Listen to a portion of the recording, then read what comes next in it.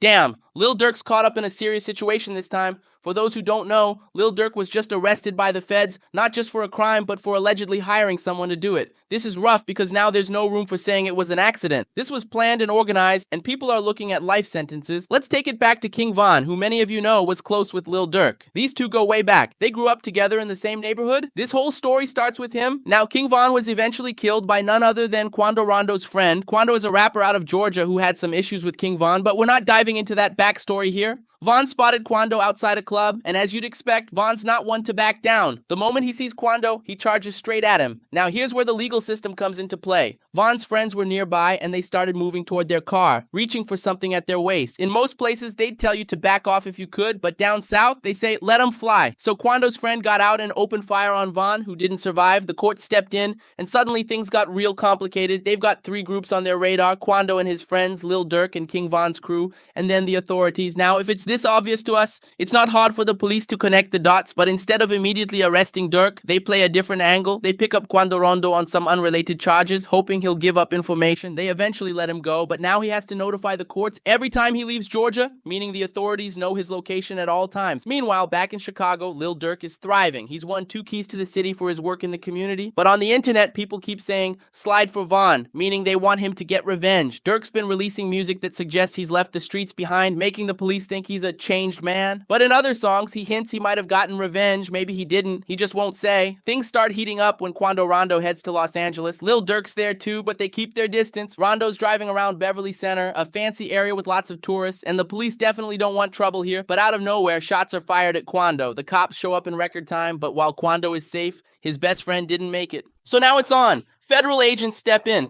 Now let's dive a little bit deeper into the story. Remember when I told you Quando Rondo was at the Beverly Center? Well, I lied to you. He was actually across the street at a gas station. That's where he got shot at. They just checked the cameras and they see the people doing it, but they had ski masks on. The police are like, remember everything I told you in the story? They're thinking, Quando's people, King Von's people, and Lil Durk. So where was Lil Durk? The feds find out he was in Los Angeles. They're like, cool. Did he have anybody else with him?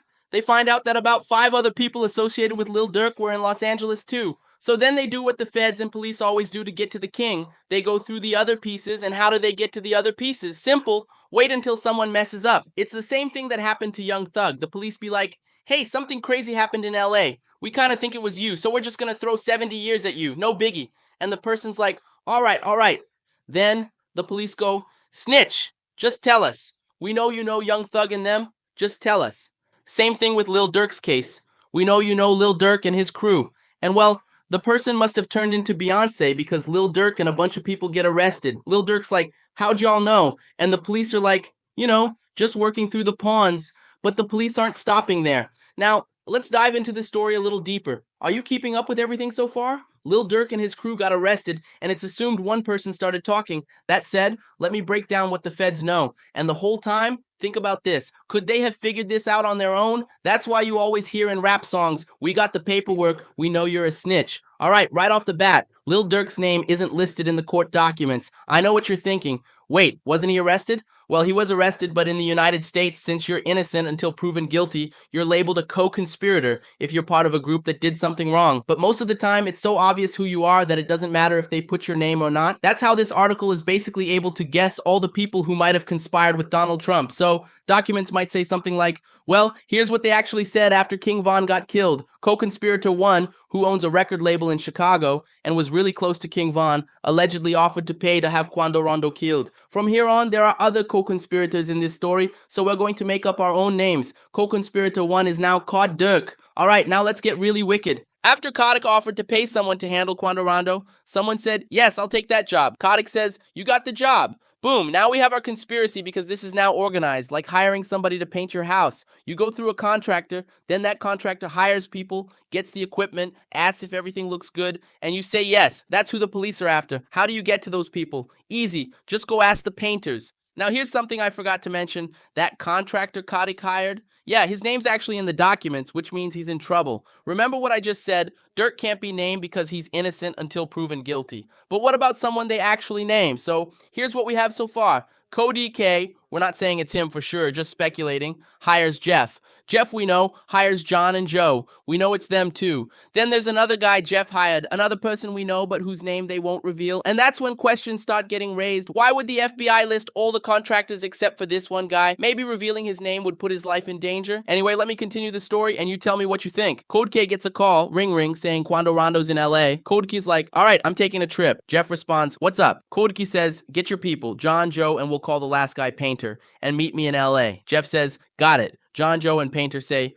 sir, how are we getting to LA? Jeff asks Kodak, how are we going to get there? Kodak says, I'll cover your flights. But then Kodak realizes that if they all fly directly to LA, that'd be way too obvious. So he tells them to fly to San Diego instead. San Diego is right next to LA. They could just drive up. So Code K calls his flight booker, another important character who remains unnamed, and says, book these guys to San Diego, but don't use their real names. That'd be dumb. Flight booker responds, sir, that would be stupid. But then flight booker hangs up and says, actually, let me get their real names and IDs to book these flights. So Flight Booker uses their real identities and Lil Durk's company credit card to pay for it to save on taxes. Now Flight Booker texts Cody K saying, just letting you know, Davin, and Cody K's like, oh, he's an idiot. Then Cody gets a call. Hi, this is your bank. We wanted to confirm some purchases for flights and a rental car, a white Infinity. It's all under your very traceable company card. Code K confirms. Yeah, that's me, trying to save on taxes. So Jeff, Joe, John, and Painter arrive in LA in a white Infinity, tailing Quando Rondo to the gas station. LA has cameras everywhere, so the footage shows them pulling up while Quando's friend was outside. You know the rest. Then they head out to get food and discuss how Kodak is going to pay them. They fly back to Chicago, by the way, that's where Kodak is from, and Kodak pays them. Now the feds have so much detail that people start thinking someone's wearing a wire, but likely not, because as soon as the FBI hears there's a plan for violence, they step in. Now let's say Cody K pays them. The FBI pieces everything together, but they still need proof, so they go for the weakest link. They bring him in and say, come on, it's all on record. You were on that flight and rented the car.